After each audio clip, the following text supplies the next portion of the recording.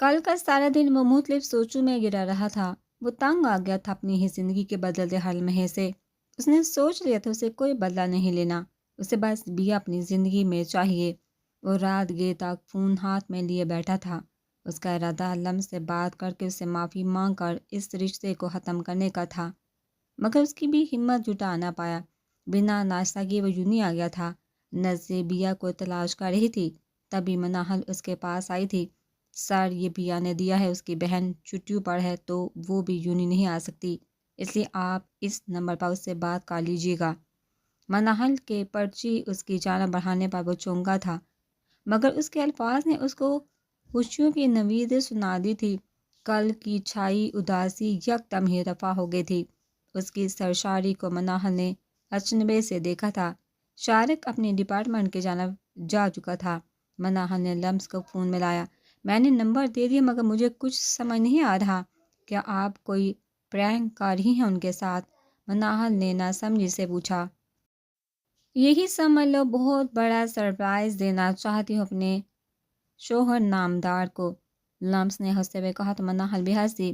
Phone کٹ ہوتے ہی لمس کے چہرے کی مسکراہٹ سمٹی تھی۔ وہ شاہینہ بیگم اوبیہا کے ساتھ نوریہ بیگم سے ملنے آئی تھی۔ اس وقت چار کے کمرے میں کھڑی تھی۔ انہوں نے غور سے پورے کمرے کو دیکھا تھا، پھر اپنے پرس سے بلو واٹر کلر نکالا۔ وہ سامنے کی دیوار پر اتکر سے کچھ لکھ رہی تھی، چہرے پر مسکراہٹ تھی۔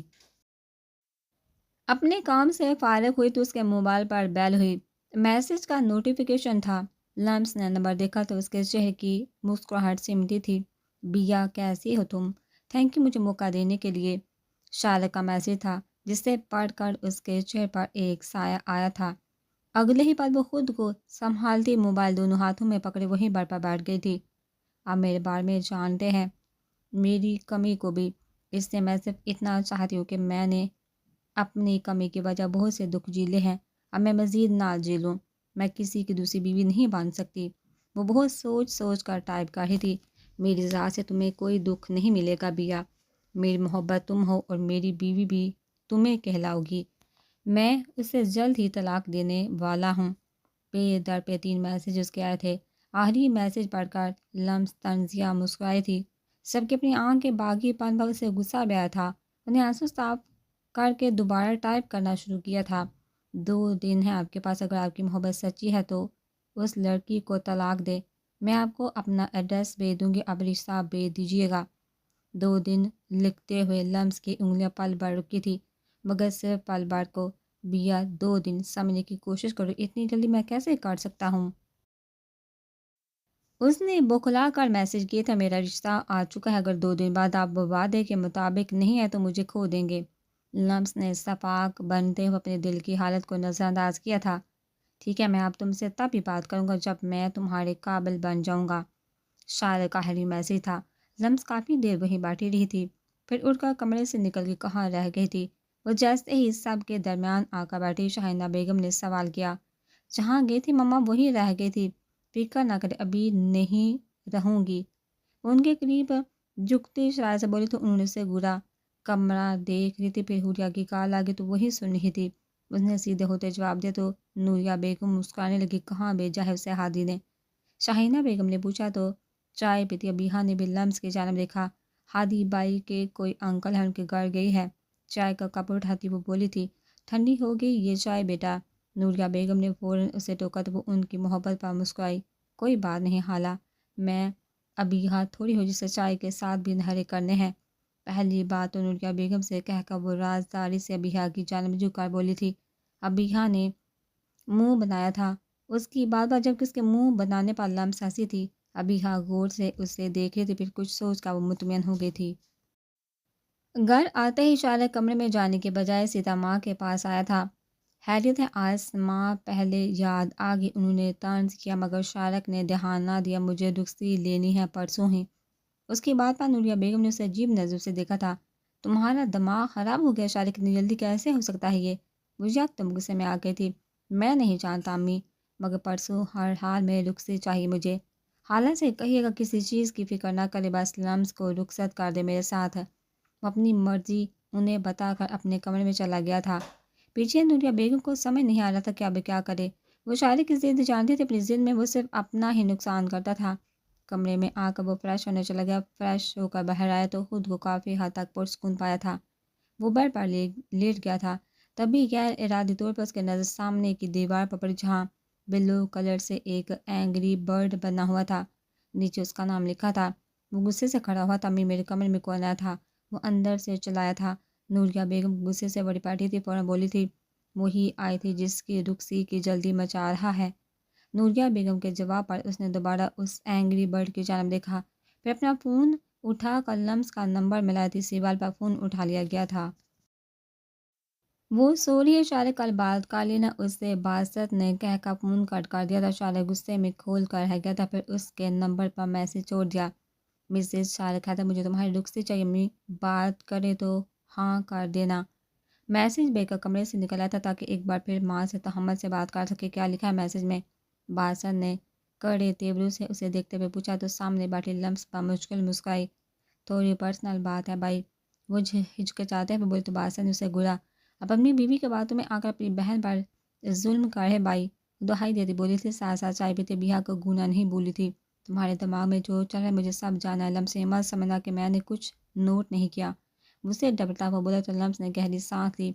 کوئی بڑی بات نہیں بھائی، اگر ہوتی تو میں آپ کو ہی بتاتی۔ نہیں کوئی بھی بڑی بات تم مجھے کبھی نہیں بتاتی۔ باسط نے اس کی بات کر لی تو اس یقین سے کہنے پر لمس نے سر جھکایا۔ اس کے لیے مشکل ہو رہا تھا اب جھوٹ بولنا۔ شارق رخصتی چاہتے پرسوں ہی اس نے سچ کو گول کرتے ہوئے اس بات کا استعمال کیا تھا۔ باسط نے اپنا ماتھا مسلا، اس لڑکے کا مسئلہ کیا ہے آخر؟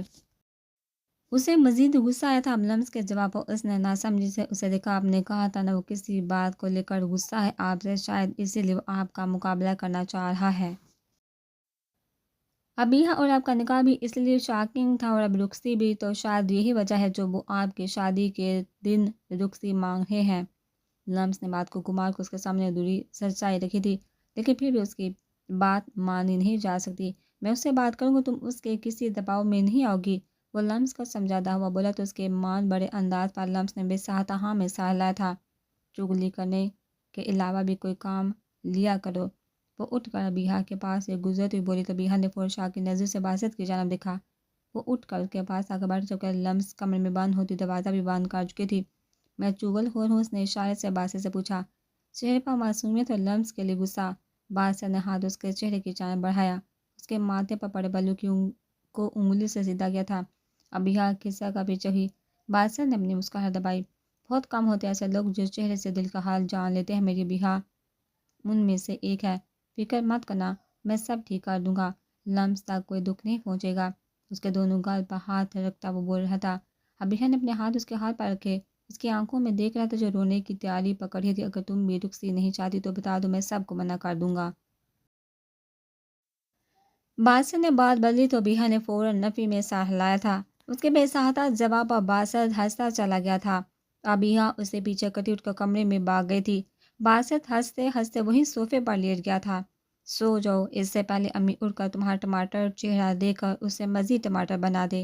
لمس کی آواز پر کمر کے وسط میں کھڑی ابیہ جو شرما رہی تھی فوراً اس کے پاس آئی تھی اور زبردستی اس کے برابر میں لیٹ گئی۔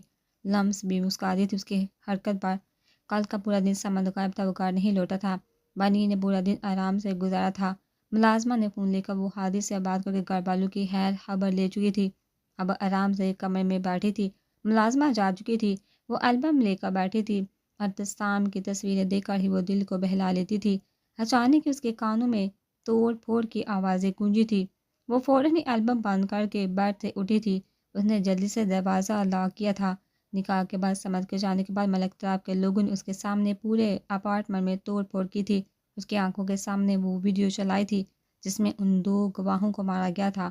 منظر پھر سے تازہ ہو گیا تھا۔ اس نے ڈر کر اپنے کانوں پر ہاتھ رکھ لیا تھا۔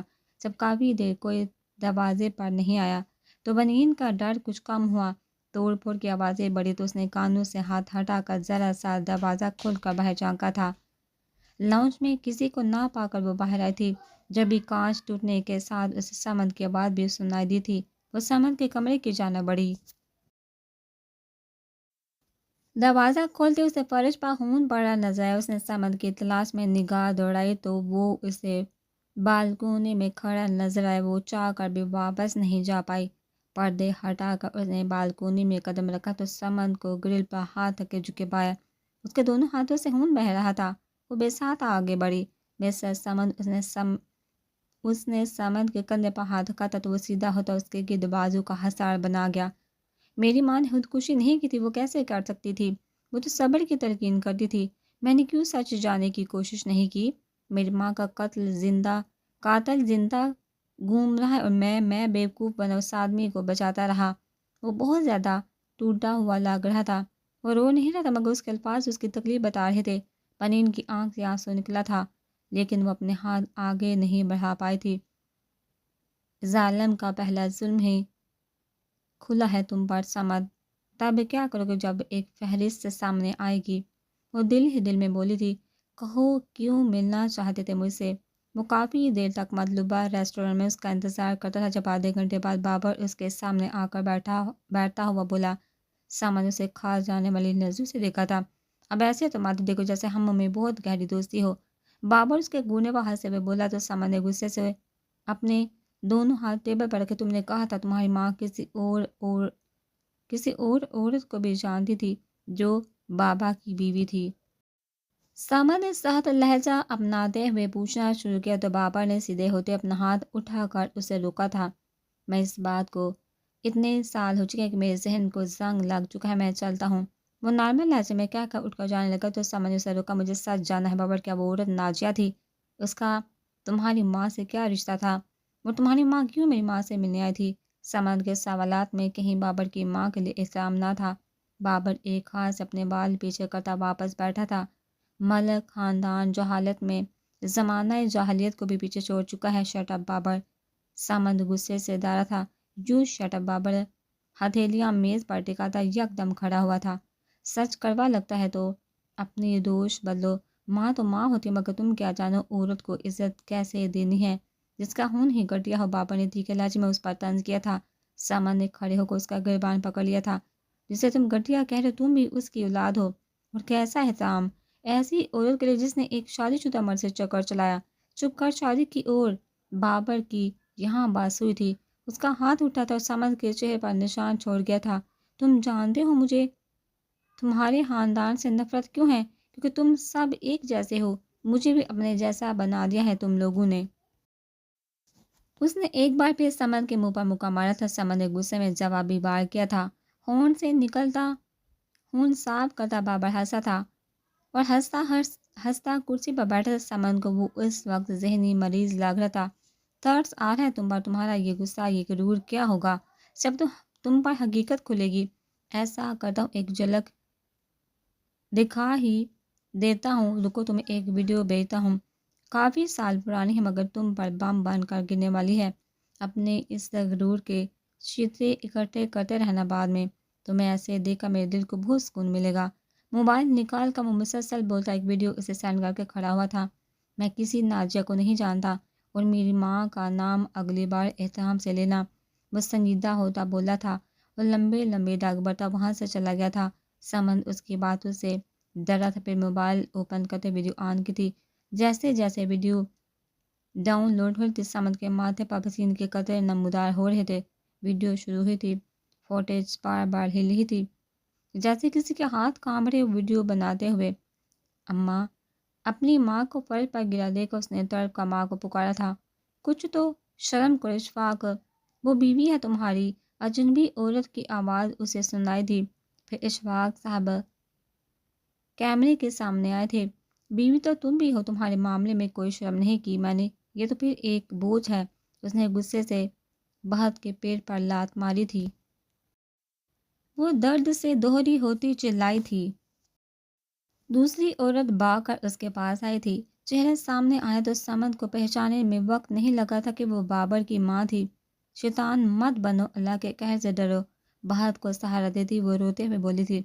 चेहरे पर जान बजान नील कटे हुए बाल। वो कोई मतलब परस्त औरत नहीं लग रही थी। इशफाक साहब ने उसे बालों से पकड़ कर एक जानब फेंका था। फिर पे दर पे बहत के पेड़ पर लाते मारने लगा। फर्श पर बिखरता खून فہد کے نقصان کا اعلان کر چکا تھا۔ اسے زہر دیا ہے میں نے، یہ اس کی بغاوت کی سزا تھی۔ دوسرا یہ بیٹی جننے جا رہی تھی، مجھے نفرت ہے بیٹیوں سے۔ وہ صفاقی سے رشنا کے چہرے پر جھک کر بولے تھے جب وہ تنفر سے اس کے منہ پر تھوک چکی تھی۔ اس کے منہ سے ایک طوفان نکلا تھا، گالیوں کو وہ چابک سے بانٹ کرتے اپنا سارا غصہ ان پر نکالے تھے۔ سب کے باہر نے اپنی آخری سانسوں میں اپنے خدا کو یاد کیا تھا اور زندگی سے منہ موڑ گئی تھی۔ ویڈیو بند ہو گئی تھی۔ سمجھ سن بیٹھا تھا۔ اب کیا چاہتے ہو تم؟ اپنی ماں کے قتل کا کیس بنوانا چاہتے ہو؟ مت کرو سمجھ، ان کی روح کو تکلیف ہوگی، اپنے شوہر کو تکلیف پولیس کے ساتھ دے کر وہ اس کی تکلیف کو نظر انداز کرتی بولی تو سمجھ ایک جھٹکے سے اسے الگ ہوا۔ اس کی آنکھوں میں شکوہ تھا۔ بنی نے آئی بڑو اچکائی۔ کچھ غلط کہا میں نے اپنے دادا کا سچ وہ کیسے برداشت کر کے اپنی بیٹی کو جیل میں جاتے ہوئے دیکھنا؟ وہ اب بھی نہیں رکی تھی۔ چلے جو یہاں سے بنی، تم کیسے اتنی بے حس ہو سکتی ہو؟ میری ماں کو مار دیا گیا اور تم کہہ رہی ہو کہ میں باقیوں کا سوچوں؟ سمجھ اپنے پیچھے دھکیلتا غصے سے چلایا تھا۔ میری ماں کا بھی قتل ہوا تھا، بے دردی سے مارا گیا تھا انہیں۔ میرے باپ کو چھین لیا گیا مجھ سے، شان کی گڑیا کو موم کی گڑیا سمجھ کر انہیں توڑ کر رکھ دیا۔ میں بھی بیٹھی اس صبر سے مسٹر سمجھ بدلتے میں اسے پیچھے دھکیلتی ہوئی چلائی تھی، پھر وہاں سے چلے گئی تھی۔ سمجھ وہیں بیٹھ گیا تھا، اپنے ہاتھوں کا خون دیکھ کر اسے بہت کا تڑپنا یاد آیا تھا۔ وہ بے بسی سے چلا تھا، ایک فیصلہ تو وہ کر چکا تھا، وہ کسی گناہ گار کو نہیں چھوڑے گا۔ اب سب سچ سامنے آئیں گے، وہ خود لائے گا۔ عروسہ میں بات دھیان سے سننا، مجھ سے بات نہیں کر رہی تھی۔ ہادی کو ارجنٹ جانا تھا، مگر وہ جانے سے پہلے اس سے بات کرنا چاہتا تھا۔ مجھے کوئی انٹرسٹ نہیں ہے تمہاری باتوں میں۔ وہ غصے سے اٹھ کر جانے لگی تو ہادی نے اسے واپس بیٹھایا۔ میں جانتا ہوں تم ڈری ہوئی ہو عروسہ، لیکن مجھ پر بھروسہ رکھو، اس بار کچھ غلط نہیں ہوگا۔ اسے یقین دلاتا ہوا بولا تو اپنے ہاتھوں کو آپس میں مسلنے لگی۔ اسے واپس جانے کا کہہ کر وہ میرا عزیز دوست مزید نہیں کھول سکتی۔ عروسہ نے سر جھکا کر اس کا لہجہ کر میں ڈوبا تھا، پیچھے کر مراد کو نیز سرے سے شرمندگی نے آن گھیرا تھا۔ میں اپنی جان سے بڑھ کر اس کی حفاظت کروں گا، لیکن تم میری ہر بات مانو گی، وہ اسے سمجھاتا ہوا بولا تو اس کی پہلی بات پر عروسہ نے اسے گھورا۔ مجھے تم بھی صحیح سلامت چاہیے۔ عروسہ کیا باتیں عروسہ کی بات پر مسکرایا تو عروسہ نے منہ بگاڑ، تمہیں کچھ ہوا تو میری آنی کو بھی دکھ ہوگا۔ تو نے اپنی بات کی وضاحت دی تو ہادی نے ہاں میں سہلا، جیسے اس کی بات کا یقین کیا۔ مجھے تمہیں بتانا تھا لمس کی بہن کے ساتھ اس کی رخصتی بھی ہو رہی ہے، فنکشن لاہور میں ہوگا، کہ تم جانا چاہو تو مراد کے ساتھ چلی جاؤ۔ اس کا جواب سننا چاہتا تھا، مجھے کہیں نہیں جانا۔ کیوں؟ اس نے بے سادہ پوچھا تو عروسہ نے اسے گھورا۔ کیونکہ میں نے مراد سے کہا تھا لاہور اس کی شادی میں ہی آؤں گی۔ اس نے اٹھتے ہوئے وجہ بتایا تو مراد مسکرایا تھا، جبکہ ہادی نے نفی میں سہلایا تھا۔ مراد جی وہ تمہارے لیے آئے ہیں، مگر اسے دور ہی رکھنا، بہت ہی کوئی عجیب قسم کا انسان ہے۔ سگریٹ تک پیتا ہے۔ ہادی نے مراد کو پیچھے کھڑے دیکھا تو فوراً ہی پلان بنا تھا مراد کا سچ اب جھوٹ کی شکل میں بتا گیا۔ مراد بوکھلا گیا تھا، جب عروسہ صدمے میں کھڑی تھی۔ ہادی نے مراد کو دیکھتے آنکھ ونگی تھی جب وہ اسے زیر لب گالے سے نواز گیا تھا۔ لمس یہ جوڑا رکھ لو اندر جا کر۔ باسط کے اس چھوٹے سے فلیٹ میں اس وقت افراتفری مچی ہوئی تھی۔ لمس کی اچانک رخصتی نے سب کو ہوا کے گھوڑے پر سوار کر دیا تھا۔ شاہینہ بیگم نے اس کے ہاتھوں میں ایک ہینگ کیا ہوا جوڑا دیکھ اسے اندر بھیجا تھا۔ کل کا دن اور یہ سارا کھیل ختم، شارق حیدر وہ جوڑے کو دیکھتی دل ہی دل میں بولی تھی۔ پھر ابیحہ کی جانب متوجہ ہو گئی تھی، جس کے چہرے پر آج اللہ کی چمک تھی۔ تمہاری رخصتی آج ہو رہی ہے میڈم، کیونکہ کل بابی بن کر تمہیں میرا فرض ادا کرنا ہے۔ لمس نے اسے چھیڑا تو ابیحہ نے سر مزید جھکا لیا تھا۔ باسط بھائی آپ کا یہاں آنا منع ہے۔ لمس کے اچانک بولنے پر ابیحہ نے فوراً سر اٹھا کر دروازے کی سمت دیکھا تو کسی کو ناپا کر تکیہ اٹھا کر لمس کی جانب پھینکا تھا۔ لمس تکیہ کے عرض کرتے اسے بیڈ پر پھینک ابیحہ کے گلے لگی تھی۔ بہت یاد کروں گی تمہیں، وہ یکدم جذباتی ہوئی تو ابیحہ کی آنکھیں بھی جلملا گئی تھی۔ دوسری جانب شارق بے چین سا گھر میں پھر رہا تھا۔ گھر میں ہوتی سجاوٹ لے کر وہ چلے پیر کی بلی کی مانند ادھر ادھر ٹہل رہا تھا۔ لمس کا جوڑا بھجوا دیا ہے میں نے شارق، تمہاری ضد کی وجہ سے سب اتنی جلدی ہو رہا ہے۔ میری بہو لاکھوں میں ایک ہے، اسے کوئی تکلیف مت پہنچانا۔ ماں کی ناراضگی ہنوز برقرار دیکھ کر اس نے گہری سانس لی۔ وہ جو کرنے والا تھا شاید اس کے بعد اس کی ماں اس کی شکل بھی دیکھنا نہ چاہے، مگر وہ ہر نقصان قبول ہے تھا۔ سمن ایک بار پھر گھر سے غائب تھا۔ بنین کو اس کی حالت دیکھ کر ترس آیا تھا، مگر وہ بالکل بھی اس کا دکھ بانٹنے کا ارادہ نہیں رکھتی تھی۔ ملازمہ کے ساتھ سامان کا پھیلایا ہوا گارڈ وہ سمیٹ رہی تھی۔ ایک خیال ذہن میں کوندا تو اس نے ملازمہ سے اس کا فون لے کر ہادی کو فون ملایا۔ ہادی بابر سے ملو، شاید وہ ہماری مدد کر سکے۔ وہ لاؤنج میں کھڑی بات کر رہی تھی، ملازمہ کمرے میں تھی۔ نہیں، میں کبھی نہیں ملی اس سے، مگر جب ہم حویلی گئے تھے تب دیکھا تھا اسے وہاں۔ اس کی آنکھوں میں کچھ عجیب تھا، بدلہ یا پھر مکاری، تم پتہ لگاؤ پلیز اس کے بارے میں۔ ونیر نے کہہ کر بنا اس کا جواب فون بند کر دیا تھا۔ وہ اس کی جلد بازی پر تاثر سے موبائل کو دیکھتا رہ گیا۔ دلہن بنی وہ پوری طرح تیار تھی، جہاں بیوٹیشن نے اسے ستائشی نظر سے دیکھا تھا، وہیں وہ سپاٹ چہرہ لیے سرد تازہ سجائے ہدوء آئینے میں دیکھ رہی تھی۔ بہت پیاری لگ رہی، ماشاء اللہ، پاک نصیب اچھا کرے۔ بیوٹیشن نے جیسے ہی دعا دی تھی وہ مسکرائی تھی، بنا کسی کھوٹ کے چہرے پر آنے والی سچی مسکراہٹ ماشاء اللہ کمر میں داخل ہوتی نوریہ بیگم کے منہ سے بے ساہتا نکلا تھا۔ انہیں دیکھا مسکرائی تھی، یہ لڑکا نہ جانے کہاں رہ گیا ہے، فون بھی بند جا رہا ہے۔ وہ اس کے سر پر بوسہ دیتی پریشانی سے بولی تھی، فکر مت کریں، وہ آج ضرور آئے گا۔ اس کا لہجہ پوری صلاح تھا، ہم نیچے چلتے ہیں تب تک آ جائے گا وہ بھی۔ وہ گھونگھٹ نکالتی بولی تو وہ اسے ساتھ لیے کمرے سے باہر چلے گئی۔ وہ اسٹیج پر بیٹھی جب لوگوں میں چہ منگوئیاں ہونے لگی۔ دولہے کی غیر موجودگی سب کے لیے ہاٹ ٹاپک بن گیا تھا۔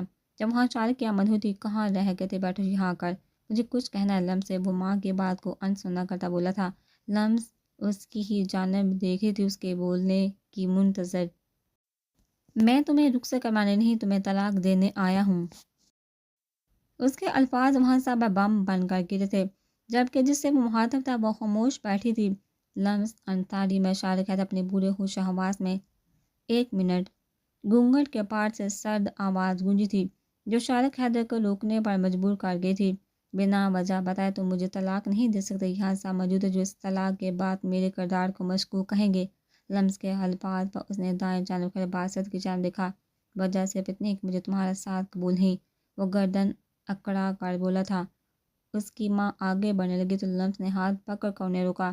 ادھورا کام پورا کرو شارق حیدر، اس نے پورے اعتماد سے کہا تھا، جبکہ شارق حیدر جو دل ہی دل میں پشیمان ہو رہا تھا، اس کے انداز پر 2 قدم آگے بڑھا تھا۔ لمس انصاری میں شارق حیدر اپنے پورے ہوش و حواس میں، تمہیں طلاق دیتا ہوں، طلاق دیتا ہوں، طلاق دیتا ہوں۔ جیسے اس نے طلاق دی تھی، لمس نوریہ بیگم کا ہاتھ چھوڑ چکی تھی۔ انہوں نے آگے بڑھ کر پے در پہ 2 تھپڑ شارق حیدر کے منہ پر لگائے تھے۔ بس کر دے، حالا کھیل تھا جو ختم ہونا ضروری تھا۔ لمس کی مطمئن آواز پر شارق حیدر کا جھکا سر اٹھا تھا۔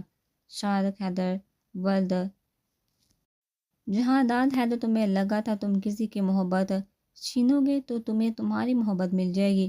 لمس کے انداز نے شارق کو چونکایا تھا۔ لمس نے گھونگھٹ کے جانب ہاتھ بڑھائے تھے۔ جیسے اس نے گھونگھٹ ہٹایا تو شارق حیدر کے پاؤں تلے سے زمین سرکی تھی۔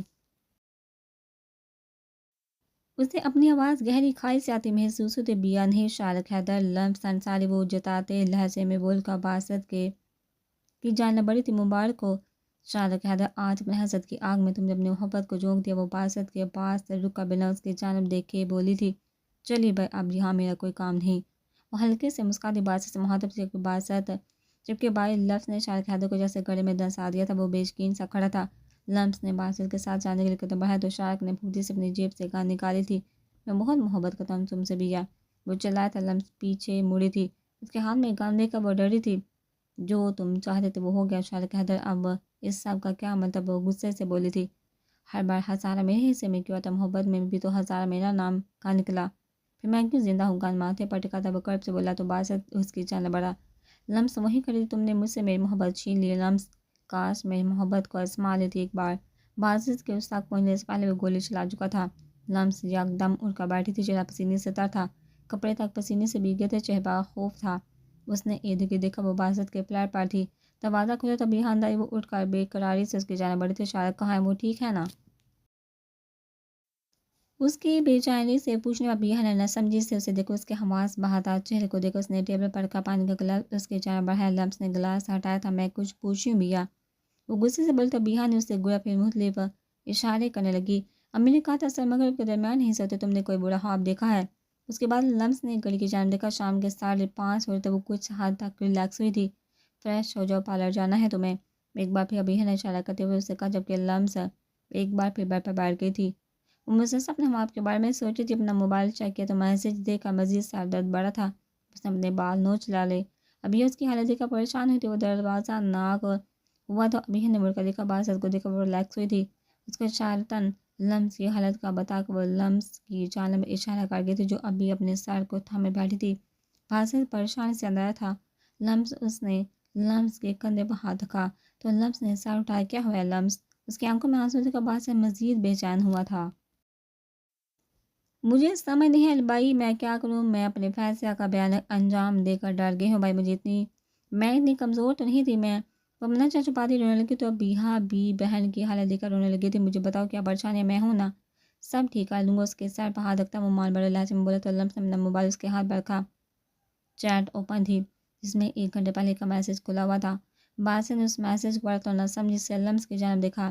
ماں کے بلانے پر ابیہا باہر بھاگی تھی تاکہ وہ اندر آ کر لمس کی حالت نہ دیکھ سکے۔ مجھے پوری بتاؤ لمس، باسط نے صبر کرتے پوچھا تھا۔ لمس اسے سب بتاتی چل گئی۔ باسط کے ماتھے پر بلوں میں اضافہ ہوا تھا، رگیں تان گئے تھے۔ اپنے کمرے کے سجاوٹ کو دیکھ کر شارق رکا تھا۔ رخصتی کے معاملات جتنی جلدی طے پائے تھے باسط نے اتنی ہی تیزی سے لمس کا جہیز کا سامان وہاں پہنچا دیا تھا۔ وہ صبح سے گھر میں ہوتی سجاوٹ دے کر گھر سے نکل گیا تھا، اس لیے اس بات سے نا واقف تھا۔ آ گیا تو جلدی کر باہر، تیری پھوپھو بھی آگے 1 گھنٹے تک نکلنا ہے، وہ عجلت میں کہتی جیسے اندر آئی تھی ویسے ہی باہر چلی گئی تھی۔ ماں کی ناراضگی محسوس کر کے شارق کے چہرے پر شرمندگی مزید بڑھی تھی۔ وہ منہ لگا تو لمس کے اپنا اینگری برڈ پر نظر پڑی۔ مجھے معاف کر دینا لمس، وہ اینگری برڈ کو دیکھتا دل ہی دل میں لمس سے مخاطب تھا۔ اس کا موبائل بجا تو اس نے پاکٹ سے فون نکالا۔ باسط کا نام جگمگاتا دیکھ کر اس نے نکال بھی کہ حسد کی آگ نفرت سے بھی بوڑھی ہوتی ہے۔ شارق حیدر، اپنے لیے ایسا سودا مت کر لینا جو ساری زندگی کے لیے پچھتاوے کو تمہارا مقدر بنا دے۔ ایک آخری موقع ہے تمہارے پاس، اس کے بعد تمہارا ایک غلط قدم تمہیں اس باسط انصاری سے ملوائے گا جس کا تصور تمہارے ذہن میں بچپن سے ہے۔ وہ اپنی بات کہہ کر منکر کر گیا تھا۔ شارق ویسے ہی کھڑا تھا، نظر ہنوز سامنے دیوار پر تھی۔ شارق حیدر اپنا نام دہراتا وہ تکلیف دے ہنسا تھا۔ ہر بار میں ہی تو پچھتاوے کی زد میں آتا ہوں باسط انصاری، لیکن یہ پچھتاوے بھی تو تمہاری وجہ سے میرا مقدر بنتے ہیں۔ آج ایک اور صحیح، وہ کرب سے بولتا اپنے کپڑے لے کر باتھ روم میں چلا گیا تھا۔ اسے اپنے فیصلے پر قائم رہنا جس کے لیے اس کو خود کا حلیہ بھی ٹھیک رکھنا تھا۔ بہت پیاری لگ رہی ہو ماشاءاللہ، اللہ پاک نصیب اچھی کر بیوٹیشین نے جیسے ہی دعا دی تھی لمس کے ہاتھ کانپ رہے تھے، ہوا کا منظر پھر سے تازہ ہو گیا تھا۔ باسط نے سب ڈسکس کر کے وہ پرسکون ہو گئی تھی، مگر پھر بھی ایک ڈر تھا جو دل میں بیٹھ گیا تھا۔ وہ بھول گئی تھی اس کے گھر والے بھی ہیں جو اس بات پر صدمے لے سکتے ہیں۔ اس کی بہادری، اس کا بدلہ، اس کا جوش، سب جیسے اس ایک فکر پر بھاری پڑ گیا تھا۔ وہ آنے والے وقت میں مقابلہ کرنے کو تیار تھی، وہ جانتی تھی اس کے ہر فیصلے میں اس کے گھر والے اس کے ساتھ ہوں گے۔ دوہری سوچ کے گرد گھوم رہی تھی۔ باسط اسے ربیہ کو لینے خود آیا تھا۔ دلہن بنی لمس کو وہ چادر سے کور کر کے باہر لائی تھی۔ باسط نے اس کے سر پر ہاتھ رکھ کر ہاں میں سہلا تھا، وہ اس کے ساتھ کھڑا تھا۔ یہی سوچ لمس کو ایک بار پھر ہر بری سوچ سے نکال چکی تھی۔ وہ شارق کو معاف نہیں کر سکتی تھی اور یہی اس کا فیصلہ تھا۔ گھر لانے کے بعد لمس کو کمرے میں چھوڑ کر باسط ابیہا کے پاس آیا۔ اس کا خیال رکھنا ابیہا، وہ سنجیدگی سے بولا تھا۔ ابیہا نے اس کے فکر مند انداز پر ہاں میں سر ہلایا۔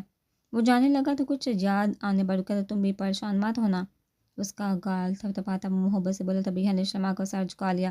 تعریف کا حصہ کل تک پینڈنگ رکھتے ہیں، وہ شوہر لہجے میں مسکراتا کہتا مسکرا کر آگے بڑھ گیا تھا۔ ابیہا سر نہ اٹھا پائی تھی۔ رخصتی حال کے بجائے فلیٹ میں ہی کرنے کا فیصلہ ہوا تھا، اس لیے لاؤنج میں افراتفری مچی ہوئی تھی۔ زین اور زمان کو چھٹیاں نہیں ملی تھی تو ان کے علاوہ باقی گھر والے وہاں موجود تھے۔ چونکہ سب اجلت میں ہو رہے تھے تو کسی کو بلایا نہیں گیا تھا۔ باسط تیار ہو چکا تھا، سب دروازے پر بارات آنے کا شور، وہ سب سے خوش علاقے سے ملا تھا، جبکہ شارق سے ملتے ہوئے اس کا چہرہ سپاٹ ہو گیا تھا۔ سبھی لاؤنج میں بیٹھ چکے تھے۔ باسط نے کھانا لگوا دیا تھا۔ شارق ویسے ہی سر جھکا بیٹھے، اس نے کھانے کی جانب دیکھا بھی نہیں تھا۔ باسط نے ایک نظر بعد اس پر ڈالی تھی، پھر غصے سے نظر پھیر گیا تھا۔ 1 گھنٹے بعد شارق لمس کے ہمراہ وہاں سے نکلا تھا۔ اس کا دل حالی ہو رہا تھا، درد بڑھتا جا رہا تھا، جبکہ گھونگھٹ ڈالی بیٹھی لمس چہرے پر کڑھا تاسا لیے بیٹھی تھی۔ وہ اپنی ہتھیلی کو دیکھ رہی تھی جہاں ابیہا نے رات میں شرارت کرتے شارق کا نام لکھ دیا تھا۔ گھر پہنچ کر شارق نے کار سے اتر کر لمس کے لیے دروازہ کھولا تھا۔ لمس کے باہر آتے ہی وہ اس کو ساتھ لیے گھر کے اندر آیا تھا جہاں نوریہ بیگم پہلے سے موجود تھی۔ وہ بارات کے ساتھ نہیں گئی تھی، اس لیے استقبال کے لیے موجود تھی۔ انہوں نے دونوں کو محبت سے گلے لگایا تھا، پھر انہیں اندر لے آئی تھی۔ مسٹر سمد، مجھے گھر جانا ہے، میں حویلی نہیں جاؤں گی۔ سمد کچھ دیر پہلے ہی لوٹا تھا۔ اور آتے ہی بنین کو زبردستی اپنے ساتھ لے جا تب وہ کب سے اسے منع کر رہی تھی، مگر ڈرائیو کرتے سمجھ کے کان بات جون تک نہ لگی۔ میں نے کہا مجھے نہیں جانا حویلی۔ تو نے غصے سے اسٹیئرنگ کو چھیڑا تو سمجھ نے یکدم گاڑی کا کنٹرول سنبھالا تھا اور غصے بڑے نظر حنین پر ڈالی۔ تم سے دوسری بار یہ حرکت کی ہے بنین، مجھے غصہ مت دلا، وہ غضب سے بولا تھا۔ بنین پیچھے ہو کر بیٹھ گئی، اس کے بعد وہ کچھ نہ بولی تھی۔ وہ ایک بار پہلے بھی حویلی آ چکی تھی، اس لیے راستہ دیکھ کر اسے اندازہ ہو گیا تھا کہ وہ اسے حویلی نہیں لے جا رہا۔ وہ خاموشی سے منتظر تھی کہ سمجھ سے کہاں لے جانے والا تھا۔ 1 گھنٹے کے سفر کے بعد وہ مطلوبہ جگہ پر پہنچا تھا۔ اس نے باہر نکل کر بنین کو بھی باہر آنے کو کہا تھا۔ بنین نے غصہ ضبط کرتے باہر نکلی تھی، البتہ دروازہ بند کرتے اپنے غصے کا اظہار بھی کر دیا تھا۔ چلو اسے ساتھ لے کر آگے بڑھا تھا۔ وہ سیدھا راستہ تھا۔ رات گہری ہو رہی تھی۔ آس پاس آتی جھینگروں کی آوازیں ماحول کو پر اسرار بنا رہی تھی۔ بنین نے جرجی لی تھی، اگر تمہارا ارادہ مجھے مار کر یہاں دفن کرنے کا ہے تو میں بتا دوں، مجھے کمزور مت سمجھنا، اگر مجھے مارنے کی کوشش کی میں بھی بدلے میں کچھ کر سکتی ہوں۔ بنین نے بہادری دکھاتے ہوئے کہا تو سامنے مڑ کر اسے دیکھا۔ فی الحال میرا ایسا کوئی ارادہ نہیں، لیکن جب بھی بنا تمہاری اس بات کو یاد رکھوں گا۔ وہ ہلکا سا مسکرا کر بولا تھا۔ بنین نے سر جھٹ کر آگے چلنے لگی۔ سمجھ بھی مسکراتا ہوا اس کے ساتھ آگے بڑھنے لگا۔ کچھ دور جا کر آبادی شروع ہوتی۔ وہ تیز قدم اٹھاتا ایک گھر کے سامنے آ کر رکا تھا۔ دروازہ بجانے پر ایک بوڑھی عورت نے دروازہ کھولا تھا۔ السلام علیکم اماں، انہیں پہچاننے کی کوشش کرتا دیکھ کر سمن ہوش دلی سے بولا تو وہ آواز پہچان گئی۔ سمن بیٹا، وہ آگے بڑھ کر ان کے گلے لگا تھا۔ اپنی بیوی کو لائے ہو اماں؟ وہ پیچھے ہوتا بولا تو اماں نے بنین کو دیکھا جو ہچکچا رہی تھی۔ اندر آ جاؤ بچوں، انہوں نے راستہ دیتے ہوئے انہیں اندر آنے کو کہا تھا۔ سمن بنین کا ہاتھ پکڑ کر اندر داخل ہو گیا تھا۔ بنین کو کچھ بھی سمجھ نہیں آ رہا تھا۔ وہ حیرت سے سمن کو دیکھ رہی تھی جو مسکرا رہا تھا۔